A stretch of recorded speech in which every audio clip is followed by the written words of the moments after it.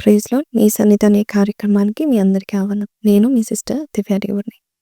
మీరెప్పుడైనా ద్రోహం అనుభవించారా? ఎప్పుడైనా మోసపోయారా? ఎవరైనా మిమ్మల్ని బిట్రే చేసి వెళ్ళిపోయారా? అప్పుడు మీరు, ప్రభా నీవెందుకు అనుమతించావు? వారు నన్ను ఎందుకు గాయపరచనిచ్చావు? అని దేవుని ఎప్పుడైనా అడిగారా? మనసులో కృంగిపోయి ఏడుస్తున్నారా? అవును. తిరస్కారము, ద్రోహము మనసును ముక్కలుగా చేస్తుంది. మనసు నొప్పితో దేవుని ముందు కన్నీళ్లు కారుస్తూ ఉంటాము. కానీ వినండి, దేవుడు వారిని నిన్ను గాయపరచనిచ్చాడు. నిన్ను నాశనం చేయడానికి కాదు, కానీ నిన్ను తయారు చేయడానికి, నిన్ను విరగొట్టేందుకు కాదు, కానీ నిజానికి నిన్ను నిర్మించడానికి దేవుడు వారిని వాడుకుంటున్నాడు. ఈ కష్టకాలంలో మీరు దేవుణ్ణి అడుగుతున్నారేమో, ప్రభా వారు ఇలా చేయనీయడానికి కారణం ఏంటి అని నువ్వు అడుగుతున్నాను. కానీ దేవుడు చెప్తున్నాడు, నేను నిన్ను శిక్షించడం లేదు నా కుమారుడా, నా కుమార్తె. నేను నిన్ను నీ స్థానాన్ని కదిలిస్తుంటున్నాను. నీవు కార్చిన ప్రతి కన్నీరు, అనుభవించిన ప్రతి హృదయ వేదన, వెన్నుపోటు, ప్రతి కత్తిపోటు నేను చూసి ఉన్నానని దేవుడు చెప్తున్నాడు. ఆ కన్నీళ్లను, ఆ నొప్పిని కేవలం నీ అభివృద్ధికి నేను వాడబోచున్నానని చెప్తున్నాడు దేవుడు. మన కంటికి నొప్పి కనిపిస్తుందేమో, కానీ దేవుని కంటికి స్వస్థతగా కనిపిస్తుంది. మనకి ఇది బాధగా అనిపిస్తుంది, కానీ ఆయనకు ఈ యొక్క స్థితి ఆశీర్వాదంగా కనిపిస్తుంది. మనము తప్పించుకోవాలనే మనసు ఉంటుంది, కానీ ఆయనకి తెలుసు ఈ నొప్పి ద్వారానే నీవు బలమైన వాడవవుతావు. శత్రువు నేను పడగొట్టాలని చూస్తున్నాడు, నిజమే. కానీ వాస్తవానికి అతడు నిన్ను నీ గమ్యానికి దగ్గరగా చేస్తున్నాడు. అందుకే నిరాశ పడద్దు. ఈ నొప్పి, ఈ బాధ, ఈ అవమానం, ఈ నింద, ఈ వెన్నుపోటు నిన్ను చేదుగా మార్చనివ్వద్దు. దానిని దేవుని సన్నిధిలోకి నిన్ను నెట్టివేసుకో. ఒకరోజు నీ వెనుక చూసి చెప్తావు, ఇది జరగాల్సిందే. వారు నన్ను గాయపరచకపోతే నేను ఈరోజు ఇలా ఉండేదానని కాను, ఇలా ఉండేవాడిని కాను. కాబట్టి ఈరోజు ఆ ద్రోహము నువ్వు చూస్తున్నావేమో, కానీ నీ మనసును నలిపివేస్తుందేమో, కానీ కన్నీళ్ళు ఆగట్లేదేమో, కానీ విను, దేవుడు నీ జీవితంలో జరిగిన ద్రోహాన్ని, గాయాన్ని చూసి, నీ అవమానాన్ని దేవుడు చూసి ఆశీర్వాదంలోనికి నడిపిస్తున్నాడు. మన జీవితంలో కొన్నిసార్లు మనకు అత్యంత చేరువైన వారే మనసును గాయపరుస్తూ ఉంటారు. ఆ గాయాలు మనసును పెండేస్తూ ఉంటాయి. అప్పుడే మనం దేవుని అడుగుతాం, ప్రభా ఎందుకు ప్రభా నాకు ఈ శ్రమ? అప్పుడు దేవుడు అంటూ ఉంటాడు కదా, ఆ గాయాలు నీ అభివృద్ధికి నేను వాడుకోబోచున్నాను. ఈరోజు నువ్వు పడగొట్టబడి ఉన్నావని నువ్వు అనుకుంటున్నావు, కానీ నీ గమ్యానికి నువ్వు మరింతగా చేరుతావు. యేసును చూడండి, ఆయనతో నడిచిన, ఆయనతో భోజనం చేసిన, ఆయనను ప్రేమించిన శిష్యుల్లో ఒకడు కేవలం యేసయ్యని 30 వెండి ముక్కల కోసం ఆయనను అమ్మివేశాడు. ఆయనకు అత్యంత సన్నిహితుడైన పేతురు కూడా ఆయనను నేను ఎరగను అని 3 సార్లు నిరాకరించాడు యేసయ్యని. ఆయన సిలువ మోస్తూ కొట్టబడి గాయపడినప్పుడు ఆయన ఎవరైతే రక్షించాడో అలాంటి వారి ఆయనను ఎక్కిరించారు. కానీ విను, ప్రతి ద్రోహము, ప్రతి గాయము, ప్రతి అవమానము ఆ దైవికమైన లక్ష్యానికి నిన్ను నడిపిస్తుంది. యేసు తన గమ్యం నెరవేర్చబడ్డానికి ద్రోహము అనుభవించాల్సి వచ్చింది. మనము ఆ ప్రక్రియ నుండి తప్పించుకోగలుగుతామా? యేసే తప్పించుకోలేదు. మనం తప్పించుకుంటామా? ఎందుకంటే ఈ యొక్క అవమానం తర్వాత నీకు గౌరవము రాబోతుంది. నీ జీవితంలో నిన్ను గాయపరిచిన వారు, తిరస్కరించిన వారు కూడా నీ కథలో వారు నీకు అవసరమే. వారు నిన్ను తిరస్కరించకపోతే, నీ విలువ మనుషుల చేతుల్లో లేదని నువ్వు గ్రహించకపోతే దేవుని యొక్క చేతిలో నువ్వు ఉండవు. ఎవరు వదిలి వెళ్ళిపోయినా వారిని చూసి విలపించుకో. ఎవరు ద్రోహం చేశారో అని వాని గురించి ఆలోచిస్తూ కన్నీళ్లు కార్చకు. వారు ఎందుకు నిన్ను ప్రేమించలేదో అనుమానం పెట్టుకోకు. నిన్ను ప్రేమించడం బదులుగా వారు నిన్ను నిరాకరించడం మాత్రమే కాదు, నీకోసం ఎన్నెన్నో తప్పుగా మాట్లాడుంటారు. కానీ దానికి బదులుగా మీ తలెత్తి దేవునికి కృతజ్ఞతాస్తుతులు చెల్లించండి. ఎందుకంటే వారు నీ జీవితంలో ఉండాల్సి ఉంటే ఉండేవారు. వారు నీ గమ్యానికి భాగమై ఉండాలి అని అనుకుంటే ఖచ్చితంగా తొలగించబడేవారే కానే కాదు. వారి కాలము ముగిసింది. Their story is over in your journey, in your story. వారి అధ్యాయము పూర్తయిపోయింది. The chapter is closed. అందువలన వారి ద్రోహము నీ వ్యక్తిత్వాన్ని నిర్వహించనివ్వకు. నీ విలువ దేవుని దగ్గర నుండే వస్తుంది, మనుషుల దగ్గర నుండి కాదు. వారి తిరస్కారం నిన్ను చేదుగా మార్చనివ్వకు. నిన్ను మంచివాడిగా చేయాలి కానీ నీవు బిట్టర్గా ఉండద్దు, బెటర్గా ఉండాలి. ఒకరోజు నీవు గ్రహిస్తావు, దేవుని చిత్తమేంటో గ్రహిస్తావు. ఆయన ఎందుకు వారిని నీ జీవితంలో నిన్ను గాయపరచనిచ్చాడో ఆ రోజు నీవు కోల్పోయిన దానికోసం నువ్వు ఏడవడం బట్టి కాదు, కానీ నీవు దేవుని స్తుతించబోచున్నావు.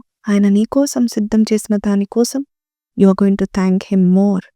ఇప్పటికీ కొందరు నీకు నొప్పిని కలిగించారేమో, మళ్ళీ మళ్ళీ ద్రోహాన్ని చేస్తూ ఉంటున్నారేమో. అయితే నువ్వు అది గుర్తు చేసుకుంటూ ఏంటి ప్రభా ఏం జరుగుతుంది అని నువ్వు బాధపడుతున్నావేమో. వారు ఎందుకు అలా చేశారు ప్రభా అని ఆశ్చర్యపడుతున్నావేమో. కానీ ఆలోచించారా, వారు నిన్ను గాయపరచకపోతే నువ్వు ఎప్పటికీ అక్కడే ఇరుకుపోయేవాడివే. వారు నిన్ను గాయపరచకపోతే నువ్వు ముందుకు వెళ్ళేవాడివి కాదు. దేవుడు నిన్ను ఉంచదలిచిన స్థలములో ఉంచడానికి కొంతమందిని దేవుడు వాడుకుంటాడు. దాంట్లో కొంతమంది నేను వదిలి వెళ్ళిపోయినా కూడా అప్పుడు నువ్వు కదులుతావు. అందుని బట్టి వారిని నువ్వు వదిలి వెళ్ళకపోతే నువ్వు ముందుకు కదలలేవు. దేవుడు ఆ నొప్పిని అనుమతించక మునుపు నీవు నీ గమ్యంలో అడుగు పెట్టాలనే ఆశ కలిగి ఉన్నాడు. మోషేని చూడండి, అతను ఫరో రాజ భవనంలో విలాసవంతమైన జీవితంలో పెరిగాడు. కానీ తన ప్రజలను చూసి కోపంతో వ్యవహరించాడు. అదే అతన్ని రాజభవనం నుంచి బయటికి తోసివేసింది. ఎడారిలో అతను తన ప్రాణం కాపాడుకునే ప్రయత్నం చేస్తూ ఉన్నాడు. అది చాలా బాధకరమైన క్షణం. అది వైఫల్యం అంతగా అనిపిస్తుంది. ఐఎమ్ అ ఫెయిలియర్ అని అనుకొని ఉండొచ్చు. జీవితం ముగిసినట్టే అనిపించింది. కానీ మోషేకు తెలియని విషయం ఏంటంటే ఈజిప్టు బదిలీ రావడం అతన్ని అంతం చేయడానికి కాదు, కానీ ఎడారిలో దేవుడు అతన్ని కలుసుకోవడానికి, అక్కడ దేవుడు అతన్ని తయారు చేయడానికి. ఈజిప్ట్ యువరాజు కాదు, కానీ ఇజ్రాయేలులను విమోచించే నాయకుడిగా దేవుడు అతన్ని చేశాడు. గొప్ప నాయకుడిగా చేశాడు. గొప్ప మిరకల్స్ని చూశాడు. ఈరోజు ఇప్పటికీ కూడా నిన్ను వదిలేసి వెళ్ళిన వాళ్ళ కోసము, లేక నీవు త్రోసిపుచ్చబడ్డావని ఏడుస్తున్నావా? వారి కాలం పూర్తయింది, వారు నీ గమ్యంలో భాగంగా లేరిక దేవుడు వారిని తొలగించాడు. ద్రోహము నిన్ను చేదుగా కాకుండా మెరుగైన వాడిగా, మెరుగైన దానిగా మార్చనివ్వడానికి ప్రయత్నం చేయండి. ఎందుకంటే దేవుడు నీ కోసం ఎప్పుడు ఆలోచిస్తూ ఉంటాడు. ఎప్పుడు తన యొక్క ప్రణాళికలు, ఆలోచనలు ఉన్నతంగా ఉంటాయని యెషయా 55లో మనం చూస్తూ ఉంటున్నాం. కాబట్టి యెషయా 54:10 నుంచి చూస్తే కూడా చక్కని వాగ్దానం ఉంది. పర్వతంలో తొలగిపోయినను, మెట్టలు తత్తరిల్లినను నా కృప నిన్ను విడిచిపోదు, సమాధాన విషయమైన నా నిబంధన తొలగిపోదు అని నీ యందు జాలిపడి యెహోవా సెలవిచ్చుచున్నాడు. ప్రయాసపడి గాలి వాన చేత కొట్టబడి ఆర్తర్న లేక ఉన్నదానా, నేను నీలాంఛనములతో నీ కట్టడమును కట్టుదును, నీలములతో నీ పునాదులను వేయుదును, మాణిక్యములతో నీ కోట కొమ్మలను, సూర్యకాంతములతో నీ గుమ్మములను కట్టుదును, ప్రశస్తమైన రత్నములతో నీకు సరిహద్దులు ఏర్పరచుదును. నీ పిల్లలందరూ యెహోవా చేత ఉపదేశం నొందుదురు, నీ పిల్లలకు అధిక విశ్రాంతి కలుగును. నీవు నీతి గల దానివై స్థాపించబడుతూ నీవు భయపడనక్కర్లేదు. బాధించి వారు నీకు దూరంగా ఉందురు, భీతి నీకు దూరంగా ఉండును, అది నీ దగ్గరికి రానే రాదు.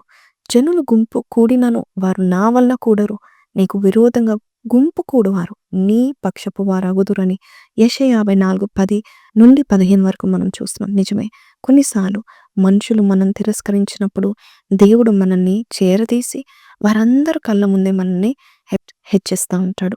సో వారు నిన్ను తిరస్కరించినప్పుడు అది నిన్ను నొప్పించవచ్చు, కానీ ప్రభా అయ్యా ఈ నొప్పిని నువ్వు వాడుకొని నువ్వు చెప్పినప్పుడు దేవుడు గొప్పగా నేను వాడుకోబోతున్నాడు. జెఫన్యా 3:19లో ఆ కాలంలో నిన్ను హింసపెట్టు వారందరినీ నేను శిక్షింతును, కుంటుచు నడుచు వారిని నేను రక్షింతును, చెదరగొట్టబడిన వారిని సమకూర్చుతును. ఏ దేశంలో వారు అవమానం నొందిరో అక్కడ నెల్లా నేను వారికి ఖ్యాతిని, మంచి పేరును కలగజేసేదను. ఎంత చక్కని మాట దేవుడు మనకి బయలుపరుస్తూ ఉంటాడు. హింస పెట్టారా, శిక్షించారా, చెదరగొట్టబడేటట్టు చేశారా, నేను అవమానపరిచారా, ఎక్కడైతే అవమానపరిచారో అక్కడ దేవుడు నీకు మంచి పేరును దేవుడు దయచేయబోతున్నాడని చెప్పిన వాగ్దానం మర్చిపోకండి. ఆలోచించండి, యోసేపు సోదరులు కూడా అతని ద్రోహం చేయలేదా? అతని బావిలో పడివేయకపోతే అతడు రాజభవనానికి చేరేవాడా? యోసేపు సోదరులు అతన్ని అమ్మకపోతే అతడు ఎప్పటికీ ఈజిప్టులో వచ్చేవాడు కాదు కదా. పోతీఫరు భార్య అతనిపై తప్పుడు ఆరోపణలు చేయకపోతే అతడు జైల్లోకి వెళ్ళేవాడు కాదు. అతను జైలుకి వెళ్ళకపోతే ఫరో వద్దకు పరిచయము చేసేవాడు ఆ మనిషిని ఆయన కలుసుకునేవాడు కాదు. అంటే ప్రతి బాధకరమైన అడుగు, ప్రతి హృదయ వేదన కలిగిన అడుగులు, ప్రతి అన్యాయము కూడా అతన్ని గమ్యానికి నడిపించాయి. కాబట్టి రోమా 8:28లో దేవుని ప్రేమించే వారికి, అనగా ఆయన సంకల్పం చొప్పున పిలువబడిన వారికి మేలు కలుగుటకై సమస్తము సమకూడి జరుగుచున్నవని మనము ఎరుగుతాము. కాబట్టి కొందరు నేను తిరస్కరించాల్సి వచ్చిందేమో, దేవుడు అనుమతించాడేమో, నీవు దేవునికి దగ్గరగా చేయడానికి అనుమతించాడేమో. దేవుని దగ్గరికి వెళ్ళు, ఆయన సన్నిధిలో నిలబడు, ప్రాధేయపడు. దేవుడు నిన్ను సమస్త మేలులోనికి నడిపించునుగాక. కొన్ని సంబంధాలు ముగియాల్సి వచ్చిందేమో, నువ్వు బాధపడకు. నిన్ను దేవుని సన్నిధికి నెట్టేయడానికి ఆ సంబంధము ముగిసివేయాల్సి వచ్చిందేమో. ఎందుకంటే దేవుడే నీ డెస్టినీ డిజైనర్, గమ్యాన్ని రూపొందించేవాడు దేవుడే. కొన్ని సంబంధాలు, కొన్ని రిలేషన్షిప్స్ ఫెయిల్ అవ్వడం వల్ల ఎందుకు ఇంత విఫలమైందో నువ్వు బాధపడకు. ఎందుకంటే అవి నిన్ను బంధించి కంఫర్ట్ జోన్లో ఉంచుతున్నాయి. కాబట్టి దేవుడు నీలోని శక్తి బయటికి తీయాలంటే, నేను ముందుకు కదిలించాలంటే కొన్ని బంధాలు తెగిపోవాల్సిందే.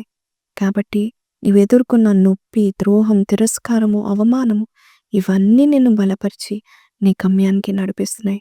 వారి ద్రోహము లేకుండా నీవు గమ్యానికి చేరేవాడవి కానే కాదు. వెనక్కి చూడవద్దిగా. దేవుడు నిన్ను ఏదో ఒకటి నుంచి విడిపించాడంటే దానిలోకి మళ్ళీ వెళ్ళడానికి ప్రయత్నించకు. ఒక సంబంధం నుంచి దేవుడు విడిపించాలంటే మళ్ళీ వారిని కలుసుకోవడానికి ప్రయత్నం చేయకు. దేవుడు కొందరిని నీ జీవితం నుంచి తీసివేశాడు, వారిని పట్టుకొని ఉండిపోవద్దు. నిన్ను నీ గమ్యాన్ని నెట్టుతున్నాడని దేవుని బట్టి స్తుతులు చెల్లిస్తూ నీ యొక్క జీవితము ఫలభరితంగా చేయబోతున్నాడని నీవు ఆయనని స్తుతించు. ఇప్పుడే నీవు పూర్తిగా అర్థం చేసుకోనకపోవచ్చు, కానీ విను, నీ భవిష్యత్తు చాలా గొప్పది. నీవు అడుగులు వేసే ప్రతి అడుగు చాలా గొప్పది. ఎందుకు ప్రభా వారు నా పైన వస్తున్నారు, ఎందుకు నన్ను నిర్లక్ష్యంగా చూస్తున్నారు అని అనుకుంటున్నాను. కానీ విను, నీ శత్రువులు నీ పతనాన్ని ఆలోచిస్తున్నారు, కానీ దేవుడు వారిని వాడుకొని నీ గమ్యానికి చేరబోచున్నాడు. There are about many betrayals in the Bible. చాలాసార్లు మనము బైబిల్లోనే చూస్తూ ఉంటాం. చాలా మంది కూడా మోసపుచ్చబడ్డారు. మన బైబిల్లో కొంతమంది మోసపుచ్చిన వారిలో చూద్దాం. సాతాను అవ్వను మోసం చేసింది. ఆదికాండం 3వ అధ్యాయంలో దేవుని వాక్యాన్ని వక్రీకరించి జ్ఞానం అనే వాగ్దానము చేసి చివరికి సిగ్గు మరియు పాపమును తీసుకొచ్చింది. కయ్యను హేబేల్ని మోసగించాడు. అసూయ చివరికి అన్నదమ్ముల బంధాన్ని తెంపేసింది. యోసేపు సోదరులు యోసేపుని మోసగించాడు. ఆదికాండం 37లో గుంతలో పడివేయబడి బానిసగా అమ్మడానికి వారు అనుమతించారు. అంతేకాదు దల్లిలా సంసోను, న్యాయాధిపతులు 16లో స్వార్థంతో కూడిన ప్రేమ చివరికి సంసోను శక్తిని తీసివేసింది. సౌలు దావీదుని మోసగించాడు. అసూయతో నిండిన గుండె తిరిగి ద్రోహం చేస్తూ వచ్చాడు. దావీదు యూరియా అనే వ్యక్తిని మోసం చేశాడు. రాజు కూడా ద్రోహం చేసినప్పుడు ద్రోహం ఎంత క్రూరంగా ఉంటుంది, ఎంత మోసపూరితంగా ఒక స్త్రీ విషయంలో ఉంటుంది. అలాగే ఆహాబు మికాయాను 1 రాజులు 22లో చూస్తున్నాము. అలాగే యోవాషు జకర్యాను 2 దినవృత్తాంతంలో 24వ అధ్యాయంలో చూస్తున్నాము. అలాగే యూదా ఇస్కరియోతు యేసయ్యని ద్రోహానికి తలపెట్టుకున్నాడు. అలాగే లాబాను యాకోబుని మోసగించాడు. అలాగే మనం చూస్తే చాలా మంది బైబిల్లో కూడా మోసపుచ్చబడ్డారు. కానీ దేవుడు వారి యోచనలను చెడగొట్టలేదు. కానీ వారిని వాడుకొని ఆ యొక్క ద్రోహాన్ని కూడా దేవుడు ఏం చేశాడంటే జీవితంలో వారిని ఎత్తి నిలబెట్టడానికి ఉపయోగించుకున్నాడు. యోసేపుకు ద్రోహము అవసరమైంది కనుక రాజభవనానికి చేరుకున్నాడు. దావీదు ద్రోహము అవసరమైంది కనుక రాజ్యాన్ని పొందుకున్నాడు. యేసుకు ద్రోహం అవసరమైంది కనుక రక్షణ నెరవేర్చబడింది. మీ జీవితంలో జరిగిన ద్రోహాలు కూడా మీ గమ్యానికి తీసుకెళ్లే దారులు. ఇదిగో ఈ వాక్యాన్ని మీరు గమనించండి. మీరు అనుభవిస్తున్న బాధల్లోనే మీరు కట్టబడుతున్నారేమో, మీరు అనుభవిస్తున్న వేదనలో దేవుడు మిమ్మల్ని మలుస్తున్నాడని గ్రహించండి. Glory is coming. మహిమ రాబోతుంది. This story is going to end. The betrayal story is going to end. కాబట్టి మీ కథ గురించి ఎప్పటికీ సిగ్గుపడవద్దు. మీ అత్యంత పెద్ద బాధే ఒక్కరోజు మీ అతి గొప్ప సాక్ష్యంగా మారుతుంది. ఆ రోజు మీరు నిలబడి మీ కథ చెప్తా ఉంటే ప్రజలు మీ గాయాలు లేక మీ స్కార్స్‌ని చూడరు. వారు చూసేది మీ జీవితం పైన దేవుని యొక్క మహిమ. గుర్తుంచుకోండి స్నేహితులారా, మీరు అనుభవిస్తున్న ప్రతి కన్నీరు, ప్రతి ద్రోహము, ప్రతి బాధ వృధా కాలేదు. యెషయా గ్రంథం 61:7 మీ అవమానముకు ప్రతిగా రెట్టింపు ఘనత నొందుదురు. నిందకు ప్రతిగా తాము పొందిన భాగం అనుభవించేవారు సంతోషించుదురు. వారు తమ దేశంలో రెట్టింపు భాగమునకు కర్తలగుదురు. నిత్యానందము వారికి కలుగునని దేవుని యొక్క వాక్యం సెలవిస్తుంది. కాబట్టి మిమ్మల్ని శుద్ధి చేస్తూ మలుస్తూ దేవుడు ఈ యొక్క ప్రక్రియలో, ఈ యొక్క సఫరింగ్ అనే ఈ యొక్క కథలో మీరు ఊహించలేని ఆశీర్వాదాలని దేవుడు సిద్ధం చేస్తున్నాడు.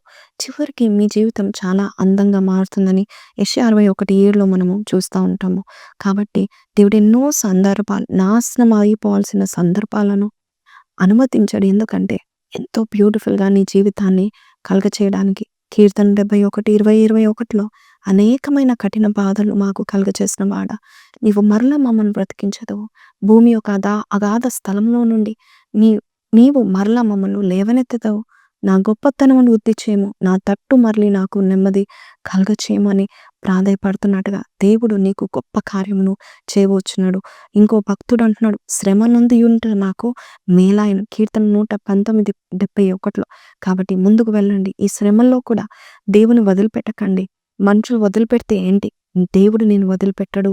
ముందుకు కదలండి. మీ గమ్యము మీ కొరకు ఎదురు చూస్తుంది. మీ ఆశీర్వాదం మీ కొరకు ప్రాధేయపడుతుంది.